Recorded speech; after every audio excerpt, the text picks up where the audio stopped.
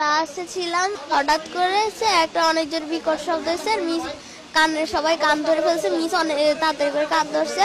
পরে এবার মিস বলে যে কি হয়েছে। আমি তো ভাবছি যে আকাশ থেকে মনে হয় শিলা বের কিছু পড়ছে। পরে আমরা যখন বেরোইছি দেখি যে যেখান দিয়ে আমরা সিঁড়ি দিয়ে ক্লাসে উঠি সেই সিঁড়ির জায়গাটা পুরোটা পুড়ে গেছে। আর সিঁড়ির ওই পাশে কিছু 7-8 ছেলেরা পড়তো, ওদের ইয়েটা পুরো পুড়ে গেছে। সিঁড়ির সাইড পুরো পড়ে গেছে। ওখানে অনেকে মানে গড়াগড়ি করতেছে। 7-8 ছেলেরা তো ভয় দৌড় দিতে গেছিল। আগুনের পর অনেকে গা লাল হয়ে গেছে, অনেকের খুব জামা কাপড় পুড়ে গেছে। তারা মাটিতে শুয়ে শুয়ে গড়াগড়ি করতেছে।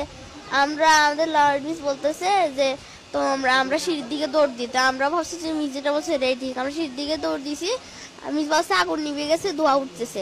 আমরা এবারে গেছি, গ্যাস ছড়ে দিছিল। পরে মিসে একজনের গায়ে পড়ে গেছে, আবার একটা 8 ভাই আমার গায়ের উপর পড়ে গেছে। পরে আমার একটা বান্ধবী আমার গায়ের উপর পড়ে গেছে। আমি অনেক কষ্ট ওখান থেকে উঠে আসছি। আর পরে বারান্দার যে গ্রিল কিছু ফায়ার সার্ভিসের লোক আসছে, তারপর কিছু আর্মি লোক আসছে, এসে ওরা গ্রিল ভাঙছে।